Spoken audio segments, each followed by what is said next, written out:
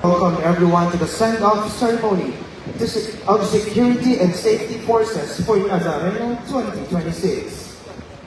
This afternoon marks our commitment to faith, duty, discipline, and public service as we formally send off the men and women who will ensure peace, order, and safety during one of the most significant religious gatherings. May we now request everyone to kindly rise as we formally begin the program.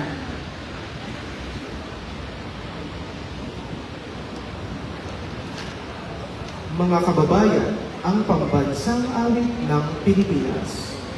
May kumay! Ho! Go, kumay! Ho!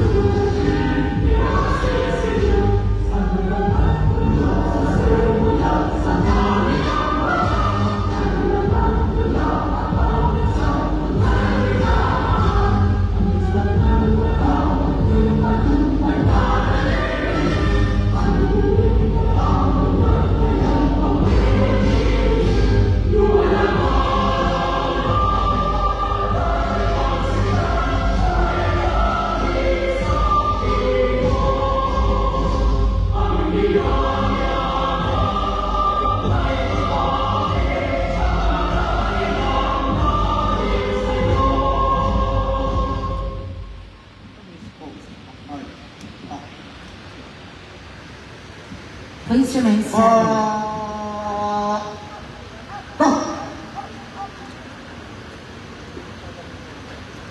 To guide us with divine wisdom, protection, may we now call on Reverend Father Jonathan Noel Mojica, Parish Priest of Quiapo Church.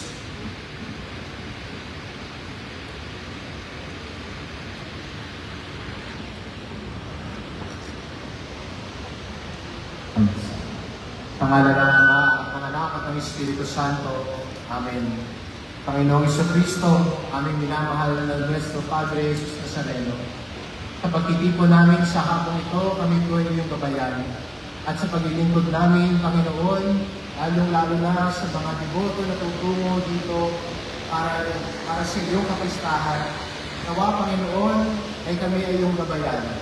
Bigyan ng lakas ng pangangatawan. At nawa, Panginoon, sa aming paglilingkod, itinataas din namin sa iyo ang aming mga samot na langit. Nawa sa pag-aalay namin ng sarili, sa pagbaba namin, Panginoon, para maglingkod, ang iyong mukha at ang iyong ngalan ay tunay namin maitaas. Ang sa gayon, Panginoon, sa pagmamalasakit namin, sa mga minimilong debotong tutungo sa kapistahan ng Poong Nazareno, ang iyong ngalan at ang iyong pagmamahal ang mas tumaas sa lahat ng aming gawain. Inihiling namin ito sa ngalan ni Jesus na aming Panginoon. Amen. Sa ngalan ng Ama, at ng Anak, at ng Espiritu Santo. Amen. Thank you, and please be seated.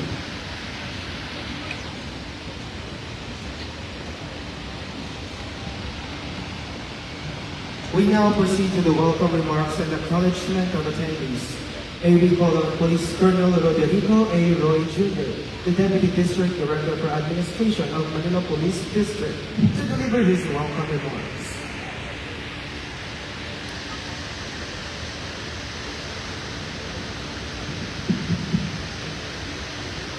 The City Mayor of Silio, Manila, Mayor Francisco Espo Moreno, the Vice Mayor of the City of Manila, Vice Mayor Angela May Chi, the Regional Director of the National Capital Regional Police Office, Major General Anthony A. Aberin, duly represented by Acting Deputy Regional Director for Administration, and the current DRPO, Police Brigadier General Manuel J. Abrojeda. The District Director of the Manila Police District, Police Brigadier General Arnold P. Abad.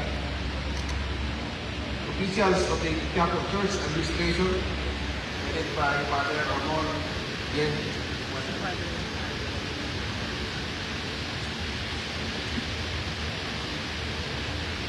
Our partners from the Armed Forces of the Philippines, Office of the Civil Defense, NCR, represented by Director George Kessel,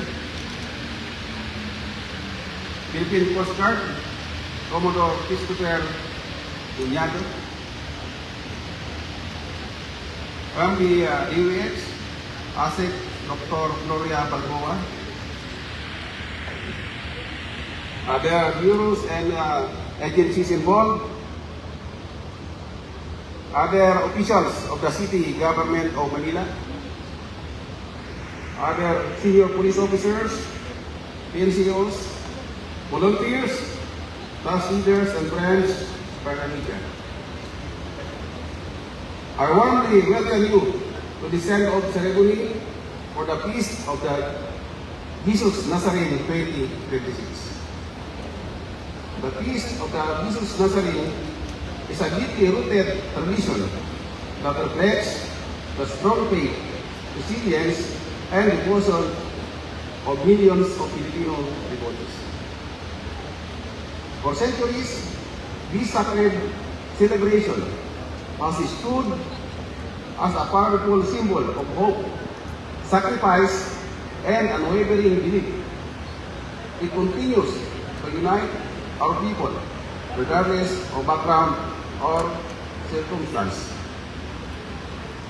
We recognize and respect the profound spiritual significance of this event.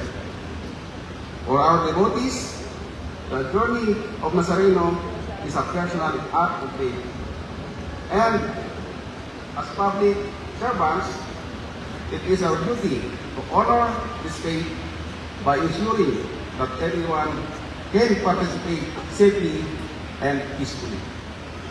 So, to our police officers and all force contingents assembled here today, I want to emphasize that your role in this historic event is vital.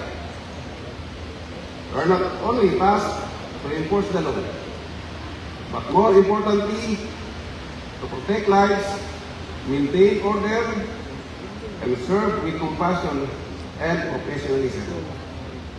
Let us remember that every devotee we assist, every crowd we manage, and every risk we prevent contributes to the success of this sacred occasion. We call on everyone involved to remain vigilant, disciplined, and coordinated. Let us uphold the highest standards of service, guided by respect for your human life, cooperation with our partner agencies, and dedication to our mission of public safety.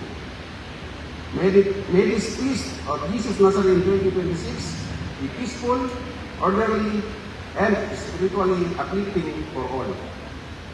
Maraming salamat po sa inyong lahat. Thank you very much for that warm welcome, sir, for this Colonel Rodrigo A. Roy Jr. And now, ladies and gentlemen, we proceed to the presentation of personnel and resources to be deployed for Nazareno 2026. We request Police Colonel Emil H. Libay, the Deputy District Director for Operations of Manila Police District, to formally present the personnel and resources. Thank you. Magandang hapon po sa ating lahat.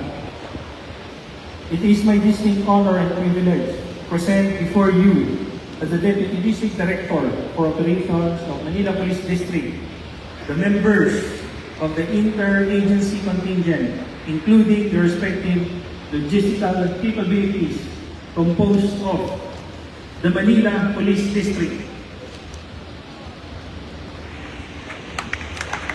Special Action Force, Regional Force Battalion,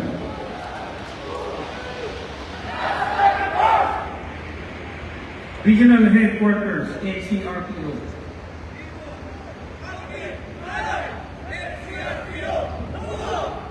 The Northern Police District.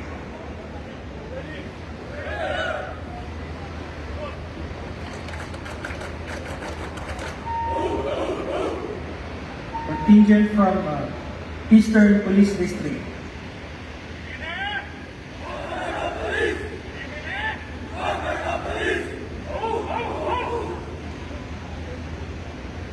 Southern Police District.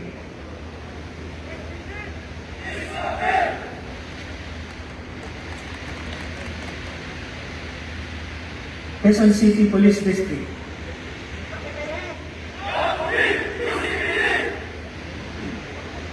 The National Capital Region Command.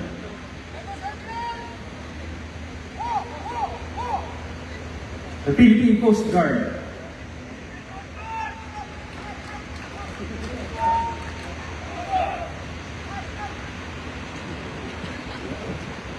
The PNP and Explosives Ordnance and K9 Unit.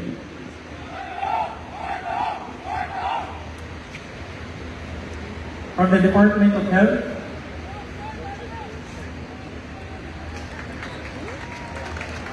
from the Red Cross, Office of the Civil Defense,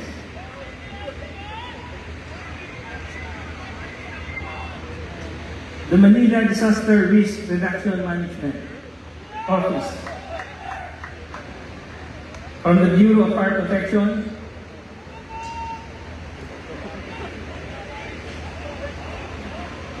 from Metro Manila Development Authority, the Manila Traffic and Parking Bureau, from Balangarns and Ibos, and Raha volunteers.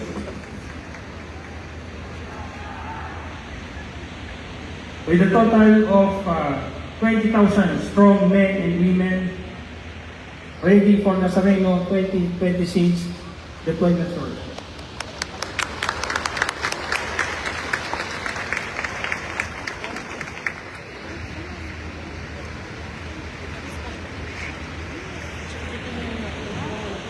Thank you very much, sir. At this point, we proceed to the sending out messages and final guidance, which will be delivered by our distinguished leaders. First, may we call on Reverend Father Ramon J. Equana, Director and Parish Priest of Quiapo Church, for his message and guidance. Father.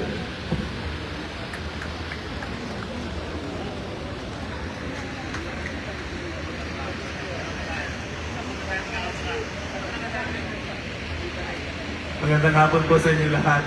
This is it. Pansit. Since July, as a very fresh parish priest of San Juan of Quiapo Church, we started with the meeting sa marami pong agency ng gobyerno, local government of Manila, and other agencies that hindi ko kilala but I was introduced to. And of course, the many devotees, EVOS, and the many workers and volunteers of Quiapo Church. It's been a long ride for all of us, but an exciting one. A ride that we all know that will end up with so much blessing coming from the Lord, not just for the devotees of Jesus Nazareno, but I'm so hopeful that this will bring forth blessing sa sambayan ng Pilipino. This is my deepest longing and prayer na mabless tayo starting from here, the city of Manila, hanggang sa buong Pilipinas, paspasan ng Panginoon ang sambayan ng Pilipino, lalo na sa mga panahon ito. I would like to share with you one experience. Do you know, UFC, Mixed Martial Arts? Are you familiar with Mixed Martial Arts? It's very popular since in the early 90s. No? If you remember Royce Gracie is very famous Jiu-Jitsu, tama kayo, Mayor, Jiu-Jitsu. And Royce Gracie was not a big, hunky man. Maliit lang po siya. But he has become a champion because of that martial arts that came from Brazil, which we call Jiu-Jitsu. During that time, it has become so popular in the whole world, the Jiu-Jitsu. You all know that, ano po? And at that time, ang tournament noon ay 1 day lamang. You will become a champion of United Fighting Championship, which is UFC, in only 1 night. You have to fight and win all your matches. And at that time, apat ang kalaban niya. Mixed martial arts. Iba ito po malalaki sa kanya, mapibilis, ganyan, ano po. But every time na he won the first fight, the first match, and therefore he was brought to the second contender. Hinarap uli niya yan. The third one, the people started to look and get worried about him. Kasi talagang ang dami na po niyang wounds, ang dami na niyang mga patches, ang dami ng swollen parts of his body. But he continued to press on to start the match. He won the third match until the last one. Yung katawang tao niya, can you imagine? This is Mark B.R. speaking of mixed martial arts. Hanggang kahuli-hulihan, pagod na siya. But he started the match until he won that championship of that night. He was asked, bakit mo ginawa yun? Other mixed martial artists would engage like in boxing, 1 night, isang match. Kay Pacquiao, 1 night, isang match, and then practice for like 6 months, and then harap in a match. Pero siya 4. I was stunned when I read about his reply. Alam niyo ano reply niya? Why he would always enter the ring kahit pagod na siya, kahit ang dami na niyang sugat sa katawan. It's because of his coach. He said, whenever my coach said, lumaban ka, pumasok ka, papasok ako. That's it. I guess that's what we call the sending off. That's what we call commissioning. That's what we call mandate o mandato. He was holding on to the word of his coach who knew him. Kaya with all confidence to the wisdom of his coach, sumasabak siya until he won the championship. Let me now bring you to the Bible. The Bible would always mention about Jesus sending off his 12 disciples until the 72 disciples. Hawak-hawak lang nila yung salita ng Panginoong Jesus. They were just clinging on and hanging on to the word of the Master. I am here to send you off, but remember, we are all being sent off by God, by Jesus Nazareno. And we are putting our confidence on Him. I don't know what will happen, only God knows. We prepared the best that we can. It is up for the Lord's grace to grant the blessing on all our efforts. If I may say a little prayer, should I do this? I will be with Father Jonathan. If I may give you the blessing which St. Paul made mention in his letter, and we will do it right now. In the name of the Father, and of the Son, and of the Holy Spirit. The Lord be with you. Bow your heads and pray for God's blessing. Therefore, put on the armor of God, that you may be able to resist on the evil day, and having done everything to hold your ground. So stand fast with your loins girded in truth, clothed with righteousness as a breastplate, and your feet shod in readiness for the gospel of peace. In all circumstances, hold faith as a shield to quench all the flaming arrows of the evil one, and take the helmet of salvation and the sword of the Spirit, which is the Word of God. And we make this prayer with John the Baptist's intercession under the mantle and care of the Birhen ng Binaora, in the name of Jesus of Nazareth. Amen. And may Almighty God bless you all, the Father, and the Son, and the Holy Spirit. Amen. Viva po Jesus Nazareno! Thank you very much, Reverend Father Raymond J. Kikwanan, and thank you, and please be seated. Next, to represent our Regional Director, Police Major General Anthony A. Adonin, may we now call on Police Brigadier General Manuel J. Atohena, the Deputy Regional Director for Administration. Sir?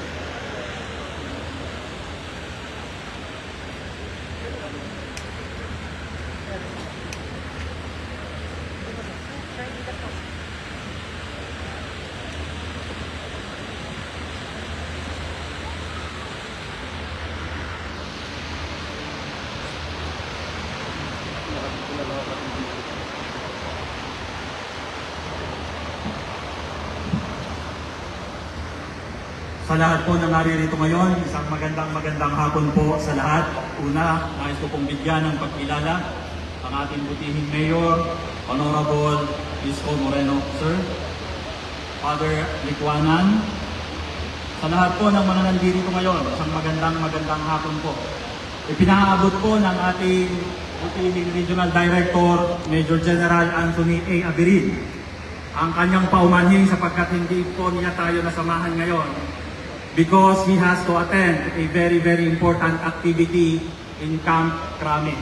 Kaya nga po ako ay naatasan upang ipahatid sa kanya o upang ipahatid sa inyo ang kanyang tagubilin sa pagsisimula ng ating activity na ito. And allow me to read it. And I quote, "As you take your post for Translation 2026, remember that you carry not just an assignment, but the trust of millions of devotees and the responsibility of safeguarding one of our nation's most sacred gatherings. This mission will test your discipline, patience, and compassion. You will endure long hours, dense crowds, and intense pressure. In this moment, professionalism is shown not by force, but by restraint. Not by authority alone, but by service. Ang bawat kilos, pasya, at pakikitungo ay dapat magpakita ng pinakamataas na antas ng disiplina at profesionalismo ng isang uniformed personnel, mapa-pulis man o mapa-armed forces. Manatiling mahinahon sa anumang hamon, maging matatag, ngunit magalang sa pagpapatupad ng mga panuntunan sa kaligtasan, at laging tandaan na ang taong inyong binabantayan ay naririto na may dalang pananampalataya at panalangin. Ang inyong tungkulin ay hindi upang makibabaw, kundi upang tiyakin ang kaayusan at kaligtasan. Isagawa ang crowd control, pagtugon sa emerhensiya, at koordinasyon ng may kahusayan at tamang pag-iingat. Sundin ang mga planong operasyonal, igalang ang chain of command, at panatilihin ang malinaw na komunikasyon. Higit sa lahat, pangalagaan ninyo ang inyong sariling kaligtasan habang binabantayan ang kaligtasan ng publiko. Magbantayan sa isa't isa, magsagawa ng tamang rotation o pagpapalit ng duties. Manatiling hydrated at patuloy na maging alerto. Walang tagumpay na katumbas ng isang buhay, maging ito man ay sa isang deboto o kapwa natin kawani sa gobyerno. Serve with integrity, professionalism, and humanity. Let this deployment reflect public safety service that is firm yet compassionate, disciplined yet considerate, and visible yet respectful. Lubos ang aming tiwala sa inyong pagsasanay, kakayahan at pamumuno at matibay na paninindigan sa tungkulin. Naway may isagawa ninyo ang inyong mga gawain ng may ganap na kaligtasan.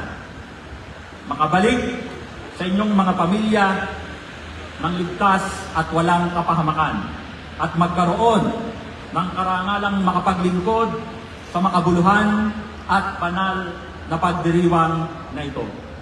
Mag-ingat kayo sa inyong tungkulin. Naway maging ligtas, maayos at makabuluhan ang Traslasyon 2026 para sa lahat. Andog.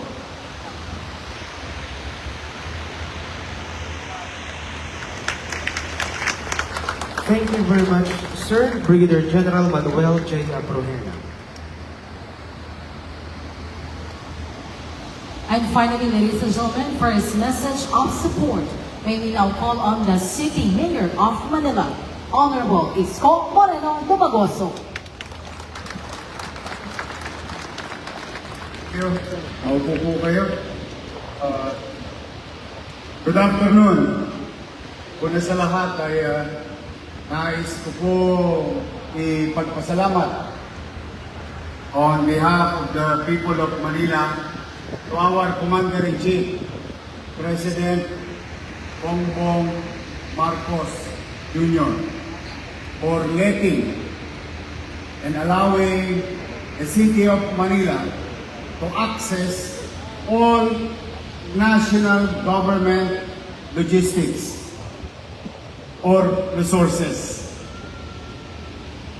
Ito po'y kinaloob niya sa amin upang mapanatili at mapagtagumpayan natin sama-sama, lokal at nasyonal, ang diwa at pangari ng simbahan ng Quiapo na ang panawagan na itong Traslasyon ng 2026 ay maging banal, ligtas at mapayapa.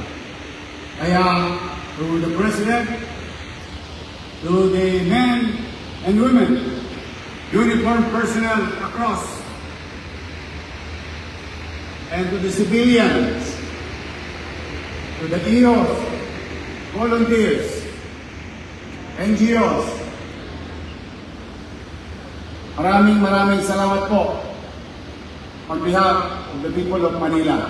Ngayon pa lang ay taus-puso ang aming pasasalamat sa ipinagkakaloob ninyo sakripisyo at ipagkakaloob ninyong sakripisyo upang ang mamamayan, partikular ang mga debotong milyong-milyong dadako sa lungsod ng Maynila ay magkaroon ng kapanatagan dahil kaakibat ng selebrasyon na ito ay ang pamahalang lokal ng lungsod ng Maynila at iba pang lungsod sa Metro Manila at ang national government. So muli sa inyo, katulad ng panalangin ng ating simbahan, panalangin ko rin na kayo'y maging ligtas. It is a great honor. Not everyone will be given a chance to be of service to the people. But at the same manner, while we are serving them, fulfilling our duties and obligation, bilang kawani ng kamalan, ay meron din kayong obligasyon sa inyong mga sarili-sarili na pangalagaan ang inyong kaligtasan. Huwag magpapabaya sa inyong kalusugan. Ipagmalasakit ko din ang inyong mga sarili. Yes, we want a peaceful and successful Traslasyon 2020. We are ready, but as we have, like Father Iconan said, hindi natin alam maulang kung ano ang mangyayari. Bagamat tayo handa, ngunit uulit-ulitin ko. Habang kayo nandito sa Luneta, habang kayo nandito sa Manila, taga Maynila man kayo hindi, na maglilingkod Sa mga mayroong dadako dito, may mga mahal kayo sa buhay na nag-aantay sa inyo. Kaya, pagmalasakitan niyo rin ang aming sabi. Huwag kayong magpapabaya. So sa aming mga volunteers, sa mga ihos, thank you very much for doing this year on year. I think all your life you've been doing this. Now you will see the government here supporting our pride activity in the city of Manila. So po, na dito magsisimula. We are now located in the kilometer zero of the country. And that also goes to our church, Poong Nazareno. Dito nagsimula, lumawak na sa buong bansa. And it is a great opportunity to each and every one of us to show the quality of men and women, uniformed personnel and civilians, and to the volunteers to the NGO, to showcase our discipline and fulfilling our obligation to the people. So again, friends, ulit-ulitin ko, buong kababaang loob, taus-puso kaming nagpapasalamat sa bawat isa sa inyo sa sakripisyong magaganap.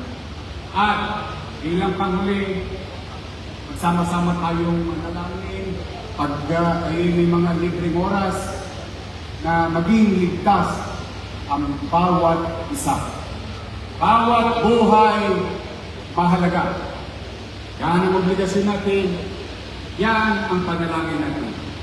At maging huwaran ang lahat kayo, lahat tayo, sa buong mundo ng isang maayos at pinakamalaking activities na nagaganap taon-taon sa lungsod ninyo. So ulitin ko sa mga dadako at mga tagalungsod na deporto. Ang panawagan ng simbahan, ang okasyon ito ay maging panang, ligtas at mapayapa. At maraming salamat sa inyo. Pagpalain nawa kayo ng buong Pagkapan. Manila! God first. Thank you. Thank you very much, Mayor Isko Moreno, for your continuing support to our uniformed personnel and public servants. As we prepare to deploy our forces, we now seek God's blessing for protection, unity, and mission success. May we call once again Reverend Father Ramon J. Licuanan for the blessing of the forces and resources.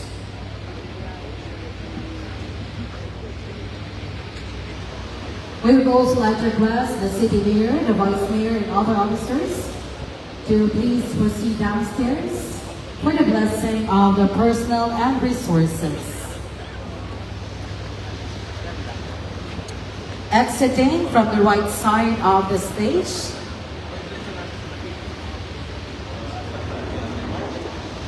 ladies and gentlemen, in a short while, we will witness the blessing of forces and resources with Reverend Father Ramon J. Licuanan, Director and Parish Priest of the Catholic Church, together with Father Jonathan Noel Mojica. So we will seek God's blessing for all of us. Again, as I said a while ago, nagsiserve tayo, pero si Lord, sobrang malaking maghanda siya eh. Ang handa ng Panginoon ng pagpapala ay sapat sa ating lahat. Hindi natin kailangang mamigay ng biyaya dahil ibibigay ni Lord ng biyaya sa bawat isa atin at sobra-sobra. So we seek God's blessing right now. In the name of the Father, and of the Son, and of the Holy Spirit. Amen. Naway ang pag-ibig ng Ama ang pumuno ng inyong ugnayan, pumuno ng bawat tahanan. Ang pag-ibig ng Ama ang magbigay ng lunas sa inyong kalungkutan at ang inyong mga pangamba. Ngayon at pagpasawalang hanggan. Naway ang kapangyarihan ng muling pagkabuhay ni Jesus ang humilong sa lahat ng sugat na mayroon kayong daladala. Bigyan ng kasiglahan at kalakasan ang kahinaan na inyong iniinda. sa inyong mga buhay, kasama na ang mga buhay paglilingkod na inyong ginagawa ngayon at magpasawalang hanggan. Amen. Naway ang kapangyarihan ng Espiritu Santo, ang Espiritu ng katotohanan at pagkakaisa, ang Espiritu ng kalayaan at kaayusan, ang bumalot sa ating lahat. Isugo tayo bilang mga kamay niya na magbibigay ng kagalingan, ng kasagutan, ng kapahingahan sa mga kalooban at kaluluwang napapagal ngayon at magpasawalang hanggan. At pagpalain kayong lahat ng makapangyarihang Diyos, Ama at Anak at Espiritu Santo. Amen.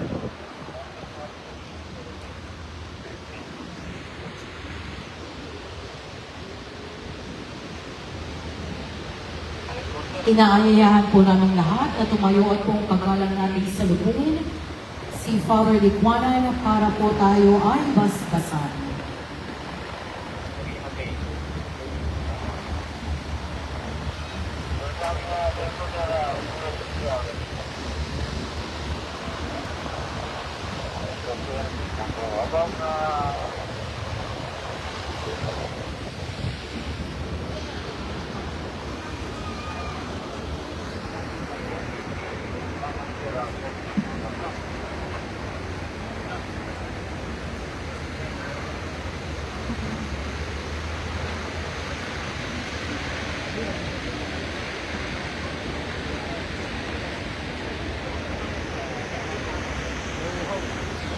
At this point, request the city mayor, the vice mayor, and our DIGA, sir, and other officers to please accompany Reverend Liquanan for the blessing of the troops and resources.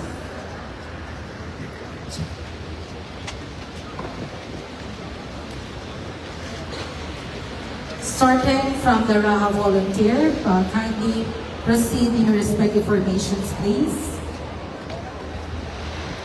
Magyari po magsikay po tayo sa ating formations.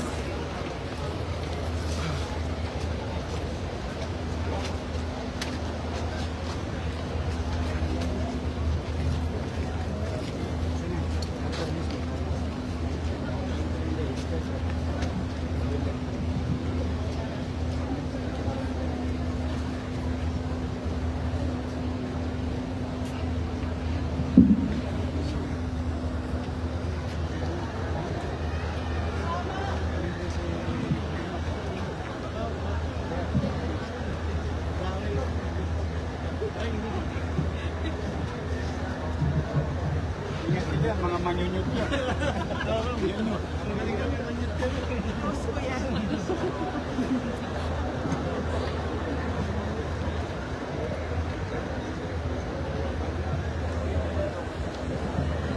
Oh, mahaba! Ano tayo? Helipodo tayo mga boss!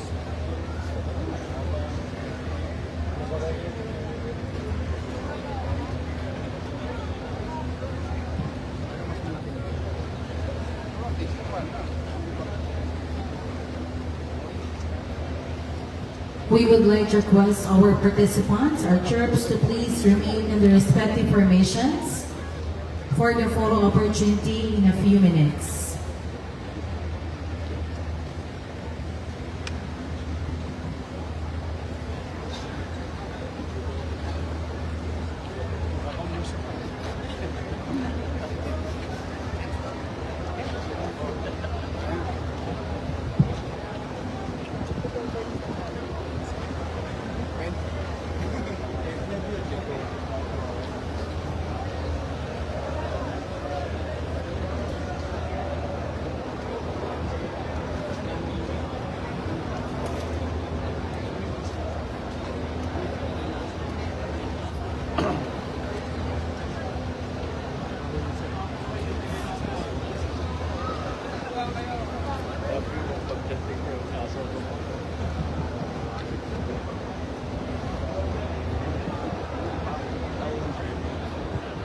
Once again, we request our troops, mangyari lamang po magsibalik po tayo sa ating formation at sa ilang sigit lamang po ay magkakaroon po tayo ng photo opportunity.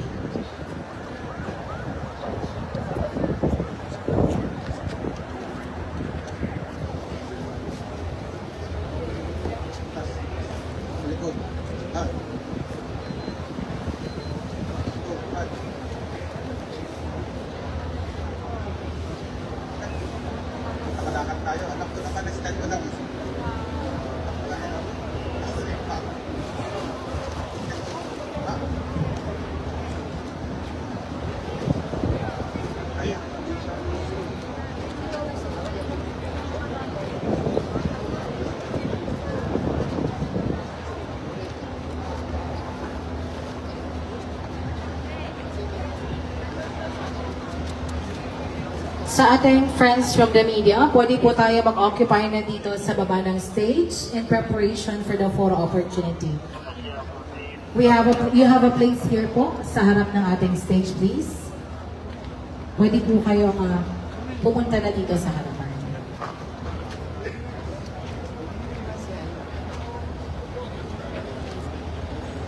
You have just witnessed the blessing of troops and resources for Nazareno 2026.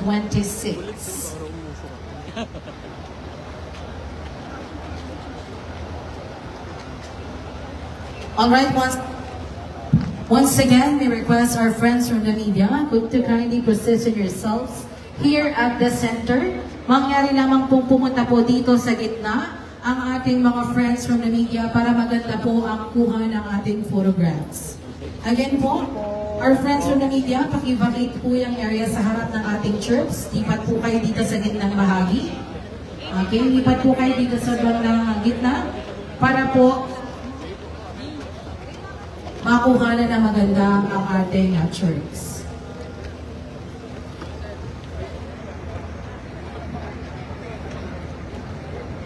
Sir, may request to please,